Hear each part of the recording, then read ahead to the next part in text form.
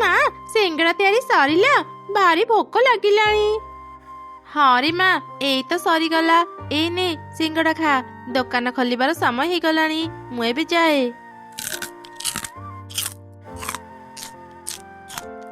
ଆରେ ଚଢ଼େଇ, ତୁ ଆସିଗଲୁ? ଆମେ କେତେବେଳୁ ତତେ ଅପେକ୍ଷା କରିଥିଲୁ। ଦେ ଦେ ମତେ ଶୀଘ୍ର 5ଟା ସିଙ୍ଗଡ଼ା ଦେ। ମୋ 2 ଛୁଆ ତ ସିଙ୍ଗଡ଼ା ଖାଇବାକୁ ଭାରି ଭଲ ପାଆନ୍ତି। ହଁ ହଁ ଭଉଣୀ, ଏଇ ନିଅ। ଏମିତି ସକାଳୁ ସକାଳୁ ହିଁ ଚଢ଼େଇର ଦୋକାନରେ ଭିଡ଼ ଜମୁଥିଲା। ସନ୍ଧ୍ୟା ସୁଦ୍ଧା ତାର ସବୁ ସିଙ୍ଗଡ଼ା ବିକ୍ରି ହେଇଯାଉଥିଲା। ଚଢ଼େଇର ଦୋକାନ ପାଖରେ କାଉମାନେ ଏକ ସିଙ୍ଗଡ଼ା ଦୋକାନ ଦେଇଥିଲେ। କାଉମାନଙ୍କ ସିଙ୍ଗଡ଼ା ଭଲ ହେଇନଥିବାରୁ ସବୁଦିନ ତାଙ୍କର ବହୁତ କମ୍ ସିଙ୍ଗଡ଼ା ବିକ୍ରି ହେଉଥିଲା। ଏତେ ସୁନ୍ଦର କରି ମୁଁ ଦୋକାନ ସଜେଇଛି, ହେଲେ ମୋ ଦୋକାନକୁ କେହି ବି ଆସୁନାହାନ୍ତି। ସେପଟେ ଚଢ଼େଇର ଦୋକାନରେ ସବୁବେଳେ ଭିଡ଼ ଜମୁଛି। ଏସବୁ ଦେଖିଲେ ମୋ ଦେହ ଜଳି ଯାଉଛି।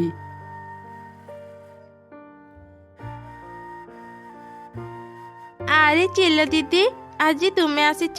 ସିଙ୍ଗଡ଼ା ଦେବି? ହଁ ଚଢ଼େଇ, ମତେ ସିଙ୍ଗଡ଼ା ଦରକାର, ହେଲେ ଆଜି ନୁହଁ, କାଲି। ମୋ ଘରକୁ କିଛି କୁଣିଆ ଆସୁଛନ୍ତି। ମୁଁ ଥରେ ତାଙ୍କ ଘରକୁ ତ ସିଙ୍ଗଡ଼ା ପଠେଇଥିଲି। ସେମାନଙ୍କୁ ତ ସିଙ୍ଗଡ଼ା ବହୁତ ଭଲ ଲାଗିଲା। ଏଇ ନେ କିଛି ଟଙ୍କା, କାଲି ତୁ ମୋ ପାଇଁ 500ଟି ସିଙ୍ଗଡ଼ା ତିଆରି କରିଦେବୁ। ଠିକ ଅଛି ଚିଲ ଦିଦି, ମୁଁ କାଲି 500ଟି ସିଙ୍ଗଡ଼ା ତିଆରି କରିଦେବି, ହେଲେ ମତେ ଆଗୁଆ ଟଙ୍କା ଦିଅନି। ସିଙ୍ଗଡ଼ା ତିଆରି କରିସାରି ତାପରେ ଟଙ୍କା ଦେବ।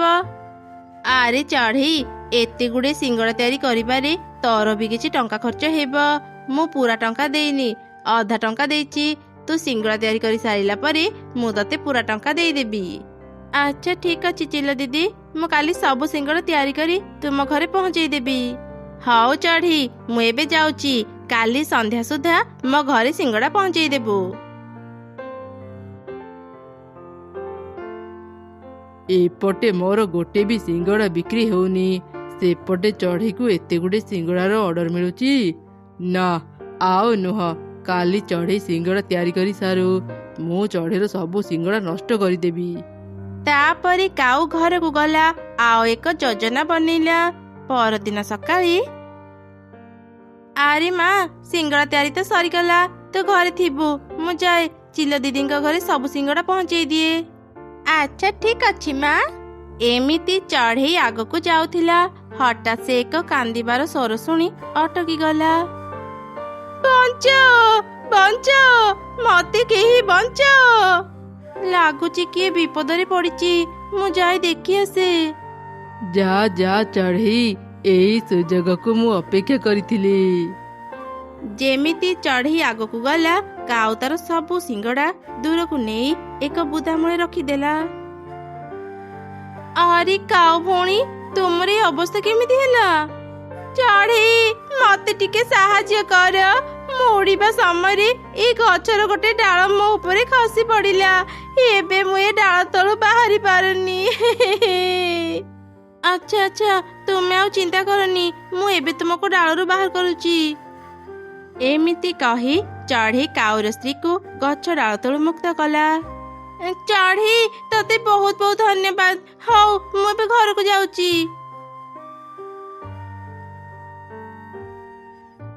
କଥା କଣ, ଏବେ ତ ଇଏ ଗଛ ଡାଳ ତଳେ ଚାପି ହେଇ କାନ୍ଦୁଥିଲେ, ଏତେ ଶୀଘ୍ର ଭଲ ହେଇ ଉଡ଼ିଗଲେ। ସେ ଯାହା ବି ହଉ, ମୁଁ ଏବେ ମୋ କାମରେ ଯାଏ। କଣ ସର୍ବନାଶ ହେଇଗଲା। ଏଠି ତ ମୋ ସିଙ୍ଗଡ଼ା ଗାଡ଼ି ନାହିଁ। ଏତେ ବଡ଼ କ୍ଷତି ମୋର କିଏ କଲା? ନା, ଏଠି ସମୟ ନଷ୍ଟ କରିବିନି। ମୁଁ ଏବେ ମୋ ସିଙ୍ଗଡ଼ା ଗାଡ଼ି ଖୋଜିବାକୁ ଯିବି।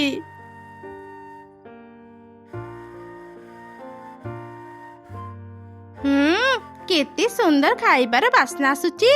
ଏଥିରେ କଣ ଅଛି? ଆରେ ବା, ଏଠି ତ ଅନେକ ଗୁଡ଼ିଏ ସିଙ୍ଗଡ଼ା ଅଛି।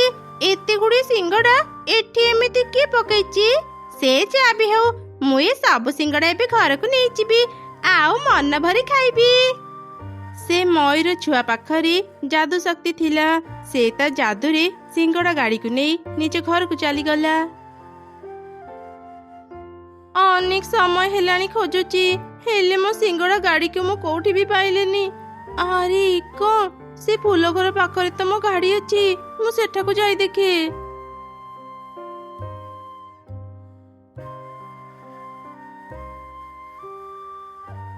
ଏଠି ତ ମୋ ଗାଡି ଅଛି କିନ୍ତୁ ସିଙ୍ଗଡ଼ା ନାହିଁ।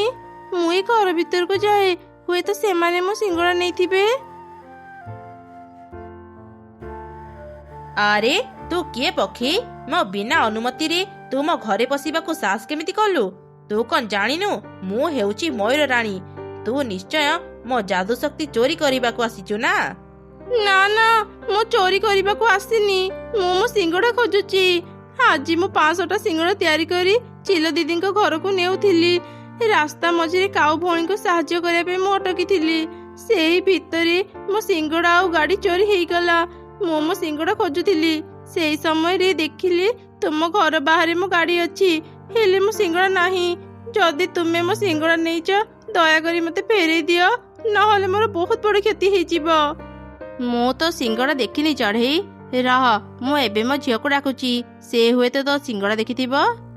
ମା ମଧୁ, ଟିକେ ବାହାରକୁ ଆସିଲୁ। ହଁ ମା, କୁହ, ମତେ କଣ ପାଇଁ ଡାକିଲ? ଆଚ୍ଛା ମା, ତୁ କଣ ଏଇ ଚଢ଼େଇର ସିଙ୍ଗଡ଼ା ଦେଖିଛୁ? ସେ ତା ସିଙ୍ଗଡ଼ା ଖୋଜୁଛି। ଆମ ଘର ବାହାରେ ତା ଗାଡ଼ି ଅଛି। ମା, ମୁଁ ରାସ୍ତାରେ ଗାଡ଼ି ସହ ଗୋଟେ ସିଙ୍ଗଡ଼ା ଝୋଡ଼ିକୁ ପାଇଥିଲି। ଆଖପାଖରେ କେହି ବି ନଥିଲେ, ସେଥିପାଇଁ ମୁଁ ସବୁ ସିଙ୍ଗଡ଼ା ନେଇ ଆସିଲି।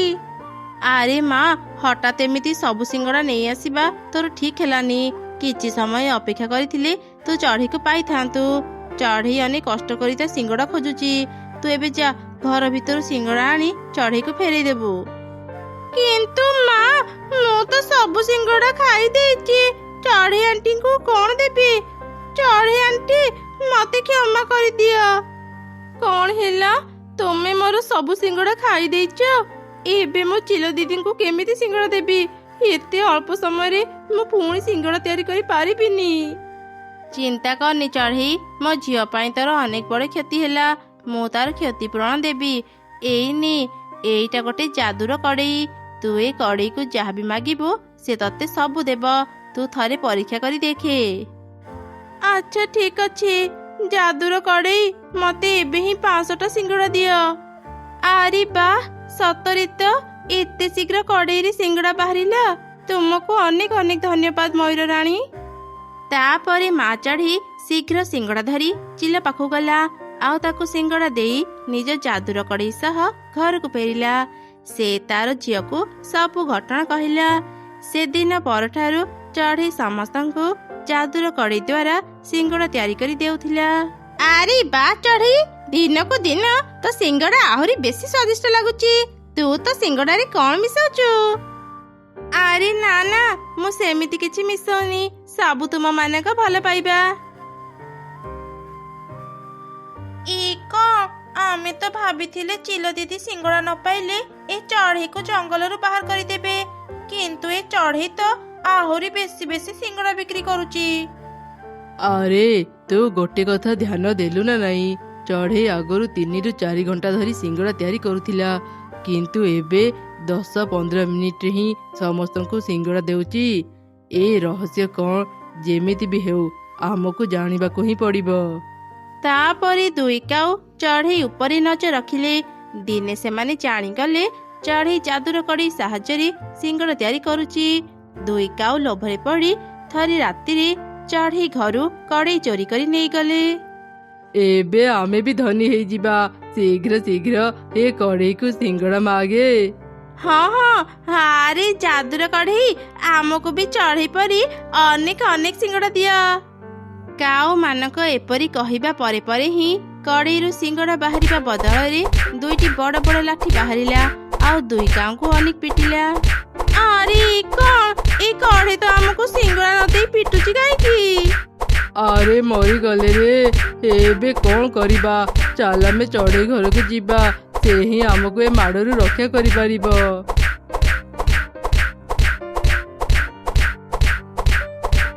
ଚଢ଼େଇ, ଆମକୁ କ୍ଷମା କରିଦେ। ଏଇ ନେ ତ କଡ଼େଇ। ଆମେ ଲୋଭରେ ପଡ଼ି ତ କଡ଼େଇ ଚୋରି କରିଥିଲୁ। ଆମକୁ ଏ ମାଡ଼ରୁ ରକ୍ଷା କର। ଯାହା ହେଇଛି ଭଲ ହେଇଛି, ତମେ 2 ଜଣ ଉଚିତ ଶିକ୍ଷା ପାଇଲ। ଯାଦୁର କଡ଼େଇ, ଏବେ ଏମାନଙ୍କୁ ଛାଡ଼ି ଦିଅ। ଏମାନେ ନିଜ ଭୁଲ ବୁଝି ସାରିଲେଣି। ଚଢ଼େଇର ଏପରି କହିବା ପରେ ପରେ ଲାଠି 2ଟି ଅଦୃଶ୍ୟ ହେଇଗଲା। କାଉମାନେ ନିଜ ଘରକୁ ଫେରିଗଲେ। ଚଢ଼େଇ ପୂର୍ବ ଭଳି ସିଙ୍ଗଡ଼ା ବିକ୍ରି କରି ଖୁସିରେ ରହିଲା। ମା କୁନି, ମୁଁ ତ ସ୍କୁଲ ବ୍ୟାଗ୍ ରେଡି କରିଦେଇଛି, ଏଇ ନେ। ଠିକ୍ ଅଛି ମା, ମୁଁ ଏବେ ସ୍କୁଲ ଯାଉଛି। ଏମିତି କହି କୁନି ତା ସାଙ୍ଗ ମିନି ପାଖକୁ ଗଲା। ମିନି, ଏ ମିନି, ମୁଁ ଆସିଗଲି। ଶୀଘ୍ର ଆସି ସ୍କୁଲକୁ ଯିବା, ସ୍କୁଲ ସମୟ ହେଇଗଲାଣି। ଆମେ ପୁଣି ରୁଚି ଘରକୁ ବି ଯିବା। ହଁ କୁନି, ମୁଁ ଆସିଗଲି, ଚାଲେ ବି ଯିବା। ଏମିତି କଥା ହେଇ ସେ ଦୁଇ ସାଙ୍ଗ ରୁଚି ଘରକୁ ଗଲେ। ତାପରେ ସେମାନେ ସ୍କୁଲକୁ ବାହାରି ଗଲେ। ରାସ୍ତାରେ ଦୁଇ କାଉ ତାଙ୍କୁ ଦେଖୁଥିଲେ। ଏଇ ଦେଖ, ସେପଟେ କିଛି ଚଢ଼େଇ ଛୁଆ ସ୍କୁଲ ଯାଉଛନ୍ତି। ଚାଲ ଚାଲ, ଏମାନଙ୍କୁ ବୋକା ବନେଇ ତାଙ୍କ ଟିଫିନ ଚୋରି କରି ନେଇ ଆସିବା। ହଁ ହଁ, ଚାଲ ଚାଲ, ଶୀଘ୍ର ତାଙ୍କ ପାଖକୁ ଯିବା, ନହେଲେ ସେମାନେ ସ୍କୁଲ ପଳେଇବେ। ଆରେ ଛୁଆମାନେ, ରୁହ ରୁହ, ଗୋଟେ କଥା ଅଛି, ରୁହ କହୁଛି। ତମର ଏଇ ଡାକ ଛୁଆମାନେ ଶୁଣିପାରିବେନି। ଦେଖ ମୁଁ କେମିତି ଡାକୁଛି। ମା କୁନି, ମିନି, ଶୁଣ, ମୁଁ ତମକୁ ଏକ ମଜାର କଥା କହିବି। ଟିକେ ରୁହ, ମୋ କଥା ଶୁଣିଯାଅ। କାଉ ଆଣ୍ଟି ଆମକୁ କଣ ମଜା କଥା କହିବେ? ଚାଲ ଚାଲ, ତାଙ୍କ କଥା ଶୁଣିବା। କଣ ମଜା କଥା କହିବ କାଉ ଆଣ୍ଟି? ଆମେ ତୁମ ମଜା କଥା ଶୁଣିବା ପାଇଁ ହିଁ ଅଟକି ଗଲୁ।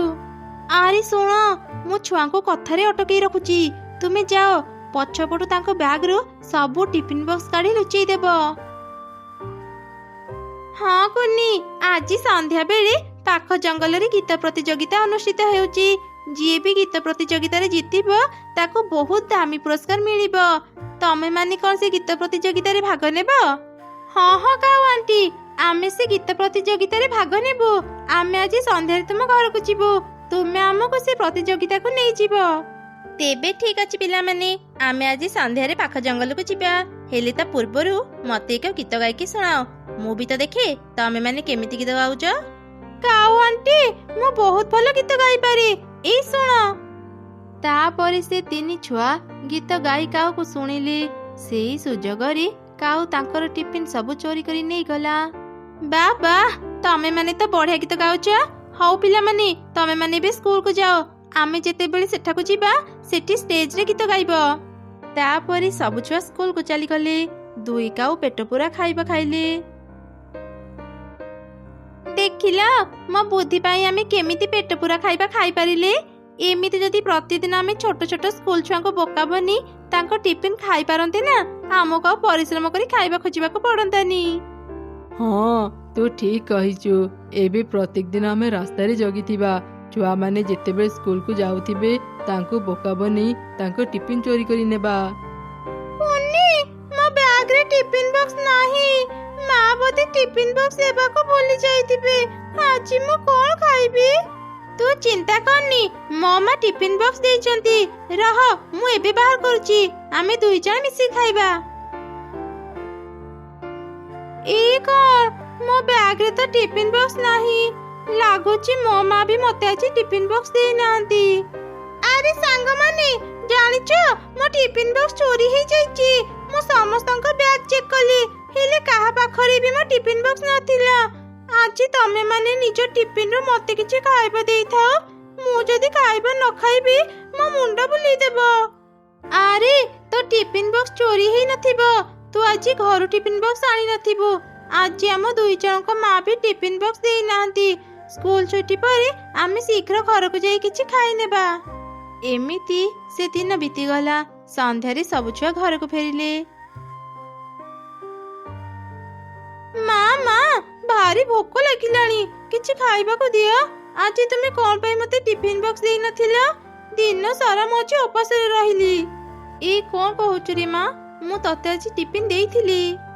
କଣ ହେଲା ମା? ତୁମେ ଟିଫିନ ବକ୍ସ ଦେଇଥିଲ, ହେଲେ ମୋ ବ୍ୟାଗରେ ତ ନଥିଲା। ତାହେଲେ କଣ ମୋ ଟିଫିନ ବକ୍ସ ଚୋରି ହେଇଗଲା? ହଁ, ନିଶ୍ଚୟ ସ୍କୁଲରେ ତ ଟିଫିନ ଚୋରି ହେଇଯାଇଥିବ। ତୁ କାଲି ସ୍କୁଲକୁ ଗଲେ ତୋ କ୍ଲାସ ଟିଚରଙ୍କୁ ଏକଥା କହିଦେବୁ। ଚାଲେ, ମୁଁ ତତେ ଏବେ ଖାଇବା ବାଢି ଦେବି, ତୁ ଖାଇବୁ। ମା, ଗୋଟେ କଥା କହିବାକୁ ତ ମୁଁ ଭୁଲି ଯାଇଥିଲି। ପାଖ ଜଙ୍ଗଲରେ ନା ଗୀତ ପ୍ରତିଯୋଗିତା ହେଉଛି।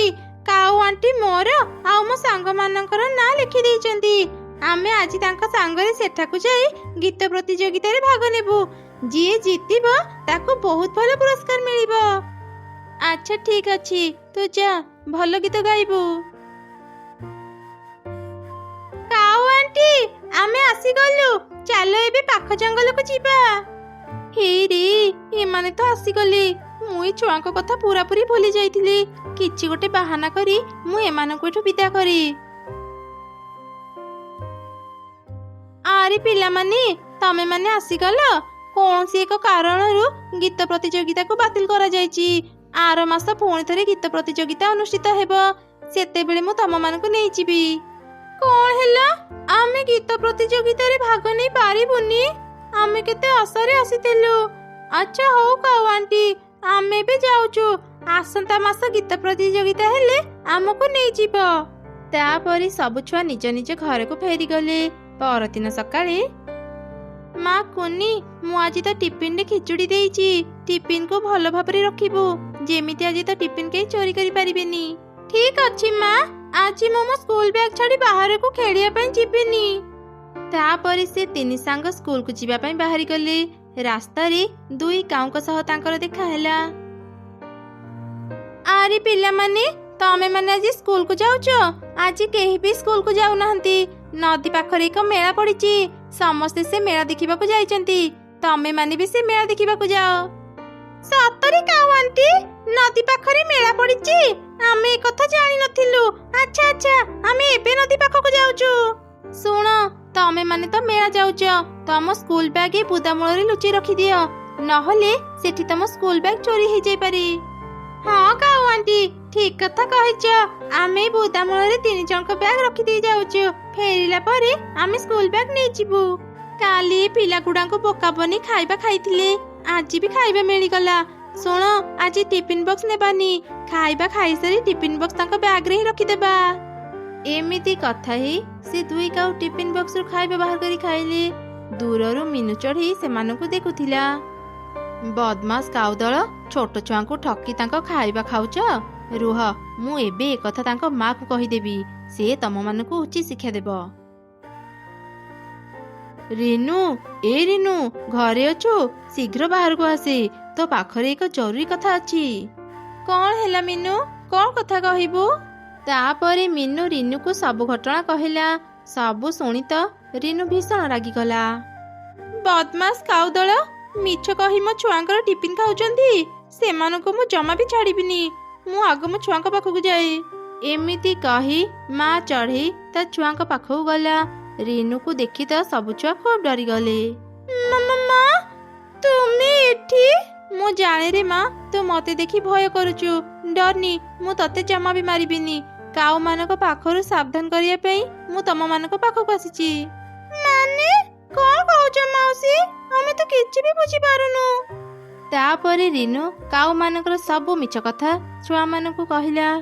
ଓ, ଏଇଥିପାଇଁ ତାହେଲେ ଆମେ ନଦୀ ପାଖରେ ଯେତେ ଖୋଜିଲେ ବି ମେଳା ପାଉନୁ।